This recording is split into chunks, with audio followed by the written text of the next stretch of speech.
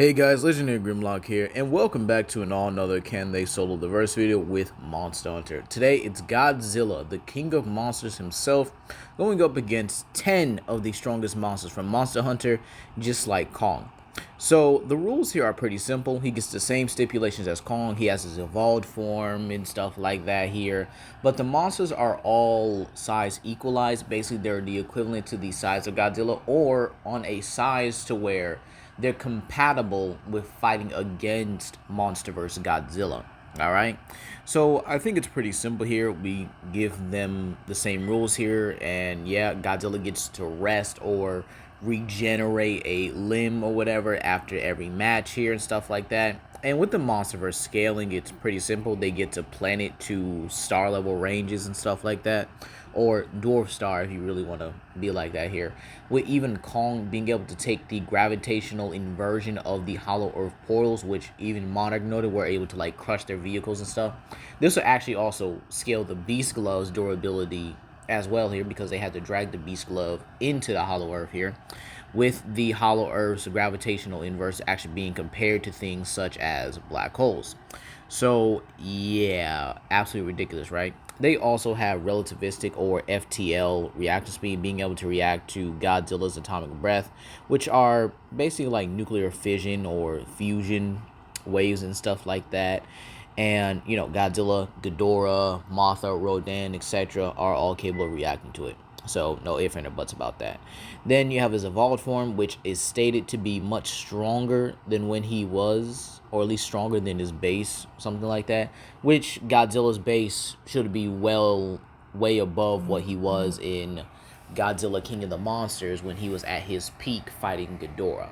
And yes, I think it's been proven multiple times that Godzilla is far weaker in Godzilla vs. Kong than he was in Godzilla King of the Monsters. If not, you can go to Godzilla King of the Monsters channel to basically watch that video. Matter of fact, I'll post a link to that video in the description down below.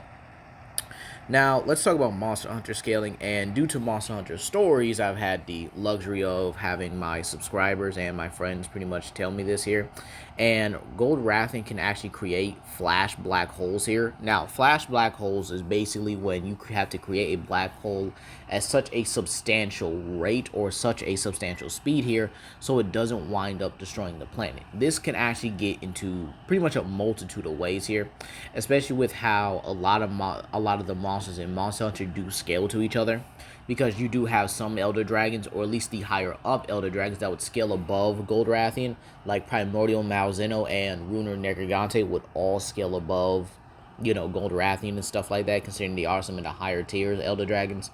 Then you have Elder Dragons like Downlador, who are actually capable of creating a river of stars for basically the entire world to see, which you can actually get to multi-solar system if you want to.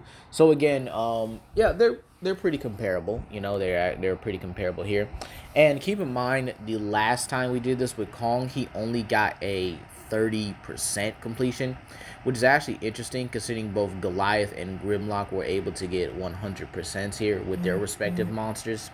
But again, with Kong having such a higher base set, we try to make it more difficult. By the way, Ghidorah will be the next and the final one of the survival trio, or at least one of the survival ones, and because after that one, we'll be going to the total drama story. And for the monsters, we're going to give him Ukanlos, Akantor, Hellblade, Glavenus, Runer, Nergigante, Guan, Zorum, or Zoru, and Primordial Malzeno, Miralis, Alatreon, Black Fatalis, and finally the boss itself, Dishufura.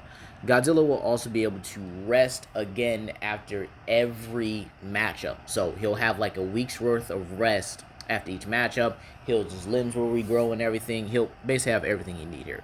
So without further ado, let's begin the first round, starting off with the Elder Fighters in Ukanlos. Now, believe it or not, Ukanlos as the same size of Godzilla is actually pretty scary on its own here.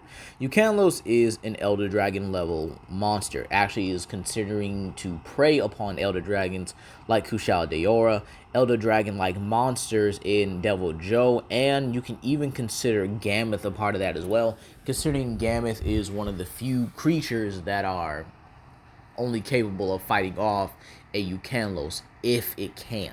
And then there's Elder Frost Gambit, who would actually be able to beat a Ukanlos with high difficulty. So, yeah, you pretty much have that for Ukanlos here. He also has his Burrowing, his Ice Breath.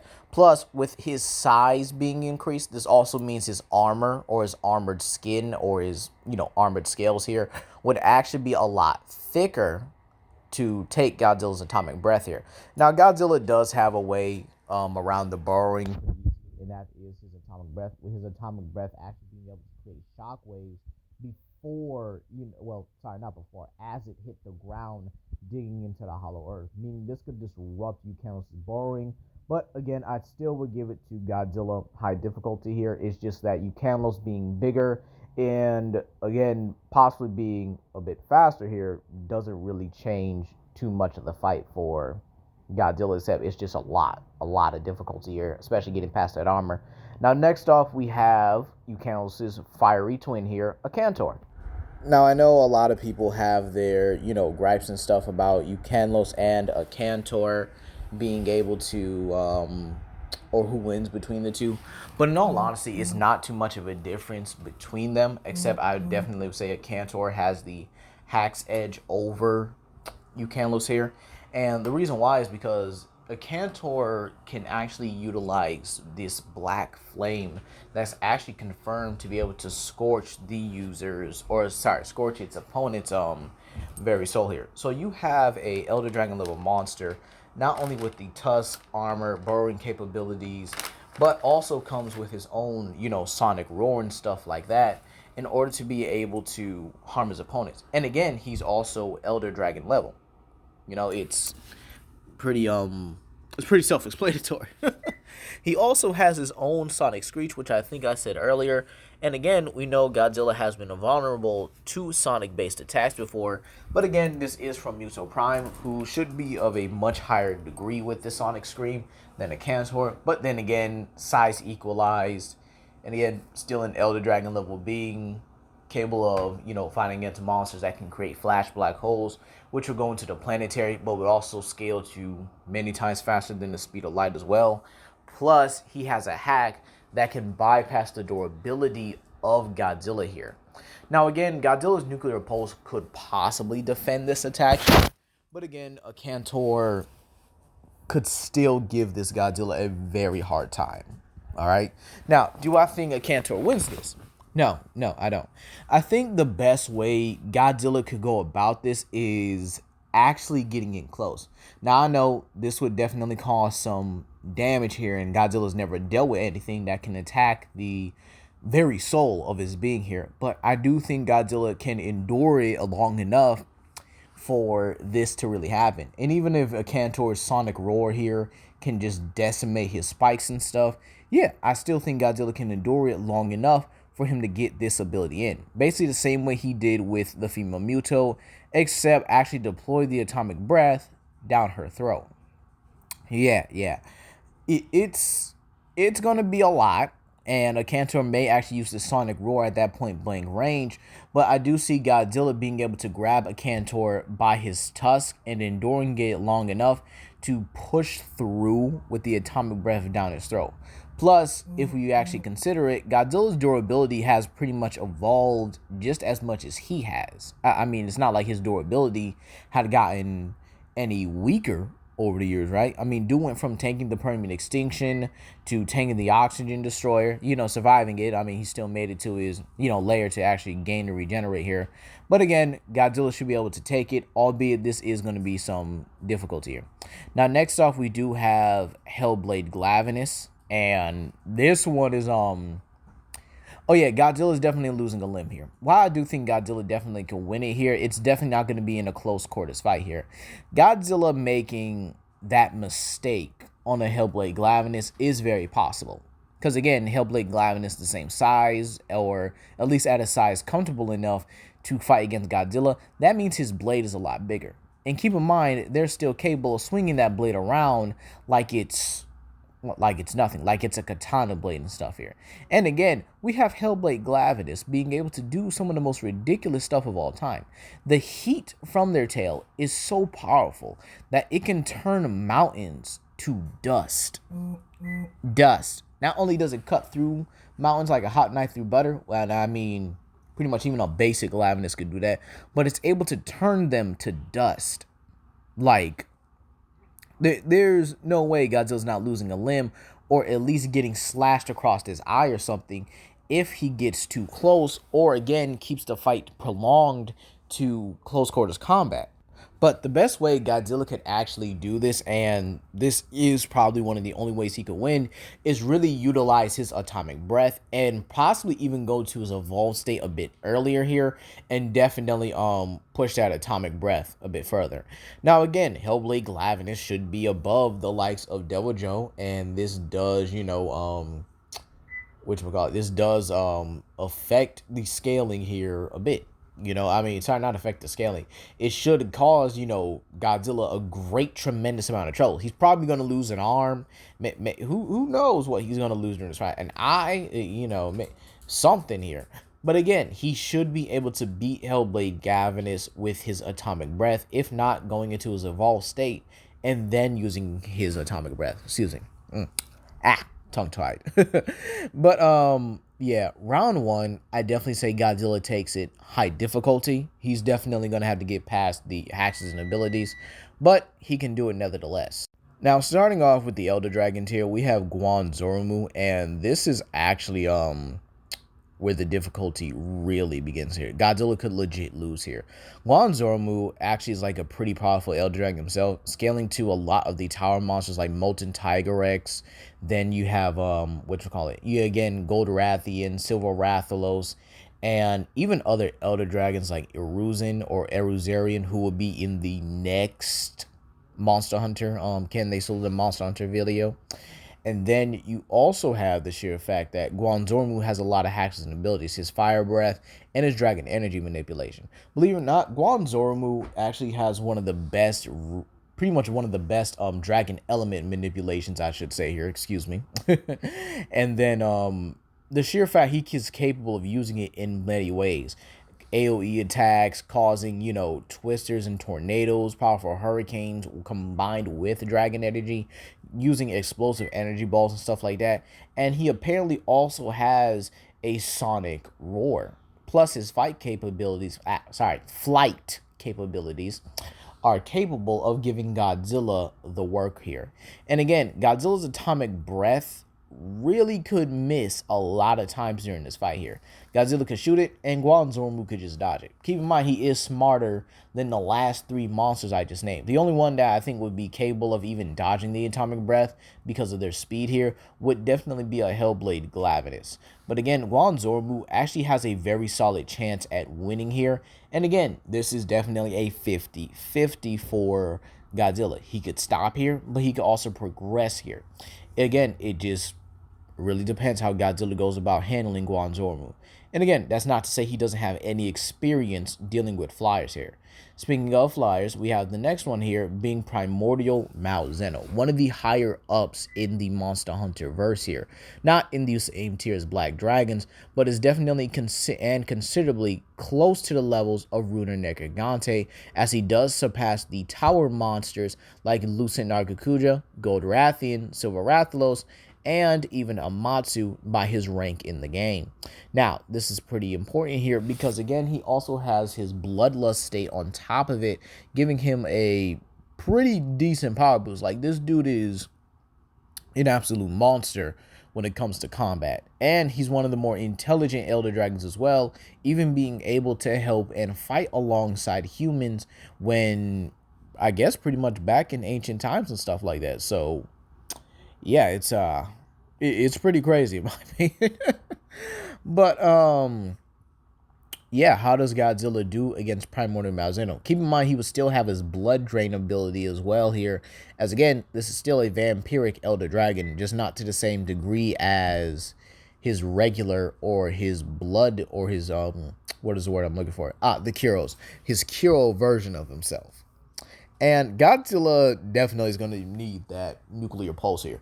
But we don't know if his nuclear pulse is automatic or built up, in all honesty. And I actually think this is one of the harder cases where the nuclear pulse is going to have enough force to knock back Malzeno enough for Godzilla to pretty much close in on that opening here. Because again, Malzeno could just fly around, evade the nuclear pulse as well, evade the atomic breath here, and then just close in on Godzilla, wrap around him with his tail and his claws, and begin to siphon his life energy.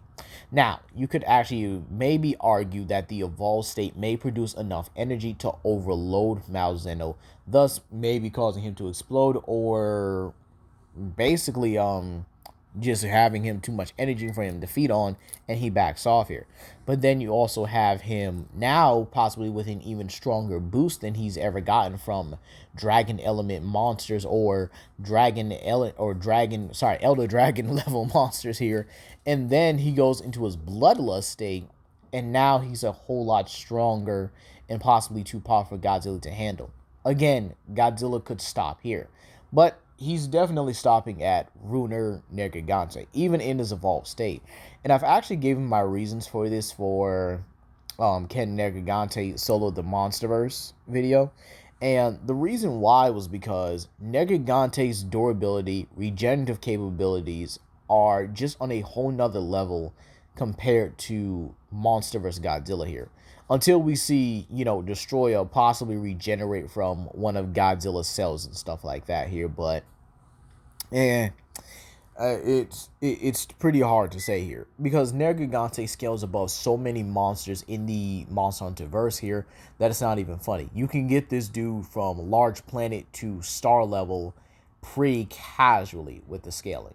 Like scaling above Bloodbath, Raging, Magnum Mallow, Malzeno himself, even Primordial Malzeno, because even Primordial Malzeno was still struggling to put down Velkhana. The same Velkhana who was able to, if we're being all honest, stalemate a scorned Magnum Mallow, who should be in the same tiers as Devil Joe. Meanwhile, you have Ruiner Nergigante here just straight up clowning on Velkhana, grabbing him, slamming her to the ground, and only receiving a kick in return and then shrugging off the bitter cold. While again, it takes just about everything these monsters have, and Velkhana's actually capable of putting in work against these monsters, which is actually pretty interesting. So this means that Godzilla would honestly stop him. Like, he could stop at this Elder too. But, in all honesty, if you want to say, he's able to get past he's able to get past Primordial, and he's able to get past the ruler, the Elder Dragon himself, Zoru, he's definitely stopping at the Black Dragon tier. Now, even if we don't go into the universal stuff for the Black Dragon or the stuff for the Nine stuff for the Black Dragon and stuff like that here, yeah, they still exceed Godzilla in power.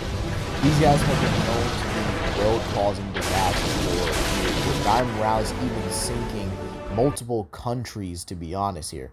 And again, some of them are islands, I will admit. And the thing is, though, Miralis in a size equalized or a size comparable or a size compatibility for fighting monster as Godzilla, he may be bigger. And that's the scary part about it. When we really get into these Black Dragons, the size equivalent or size equalization here or size compatibility for fighting against someone like Monster vs. Godzilla actually makes these Elder Dragons much more terrifying. Because not only, the Elder Dragons and Black Dragons are more terrifying because not only do their, size increases here, but everything about them increases. The size and maybe even the distance of their attacks as well here. You see, the problem with doing this and with going against a Black Dragon is that you need everything at your disposal to do it. So even if Godzilla goes into his evolved state here, he has a very big chance of losing to Miralis. He has to deal with the meteors, deal with Miralis' own magma breath itself, and again, dealing with Miralis himself. And even then, if you want to say, well, Godzilla could just fight him in the water. Okay, well, Godzilla does have the upper hand here, but again, those oceans are starting to boil. Like, the water itself isn't going to cool you down. It's going to boil you alive. This is a walking volcano. The biggest of the Black Dragons. And in all honesty, you could possibly say the physically strongest of the Black Dragons as well, meaning he's above Alatreon and even Fatalis, who transcend space and time. Speaking of Alatreon, we now have another big issue here. Godzilla is not going to be able to withstand anything Alatreon does, from his dragon to his lightning to his fire. Alright? Alatreon's Eschaton Judgment would not only be able to just wreck MonsterVerse Godzilla, but possibly put him out of commission in one blast. But let's say Godzilla is able to withstand it or use the nuclear pulse as a shield somehow, alright? And he's in his evolved state here. Yeah, it's delaying, or sorry, prolonging the inevitable here, alright? I mean, an Alatreon that's in the same size category as any MonsterVerse Titan, whether it's Ghidorah, Kong, and again, even Godzilla here. The elemental nature and the elemental changes that Alatreon pretty much has here is going to be something that's way too much for Godzilla here.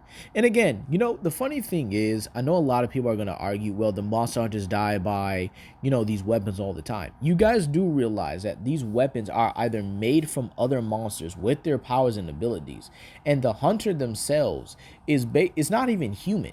Like, it's a half wyvern human hybrid. Like, the humans, like, our characters in this game are hybrids. Like, it's absolutely ridiculous here. Then you have the sheer fact that the humans, or at least, again, our OC characters here, are just straight up broken, in all honesty. You literally show yourself progressing throughout the entire game using weapons that are augmented by mystical energies and stuff like that.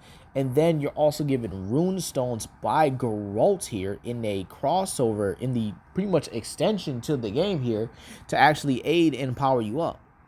So again, they're not dying by regular weapons. But again, even if we say Godzilla managed to just squeeze that 2% squeeze by of Alatreon here, yeah, it's over. It's over. And I don't think we need to understand how terrifying a Fatalis, a black Fatalis, that is the same size, or at least in the same ballpark of size equalization to Godzilla, has to be here. We're talking about the Black Dragon himself. The Black Dragon. The OG. The dude that started the literal, pain train of Monster Hunter. That was probably Rajang, but you guys get what I mean here. Fatalis himself not only transcends space and time here, but is literally above the likes of Alatreon and Sci-Fi Jiva, with Alatreon being capable of scaring the gods of the Monster Hunter verse. The same gods that possibly created every Monster Hunter universe. Yeah. You can actually consider Monster Hunter a multiverse based on your online characters and stuff like that, because each one progresses through the story in a similar fashion. Just again, different character. So again, you have your own little verse, if you guys get what I mean here. Then you have the sheer fact that when we get to Dishu Fiora, there are so many levels of Fatalises that would not only wipe out Godzilla, but going up there just to Dishu Fiora and knowing that he's stronger than all of them, yeah, I don't think it's fair anymore for Monster vs. Godzilla. So that's pretty much it here. What is the best thing I could give Monster vs. Godzilla? His final results at his lowest end are definitely a 40%, while his highest are a 50%. He definitely does do better than Kong, but unfortunately he does fall short towards the elder dragons like Primordial Malzeno, Ruler, Guan, Zoru. Even then, that would still be a 50-50. And then you have the Black Dragons and Dishu Fiora, who's an absolute monster. But that's going to be all today, guys. Please comment down below, like, and subscribe, and share with your friends. This is Legendary Grimlock, and I hope y'all have a blessed day. Peace.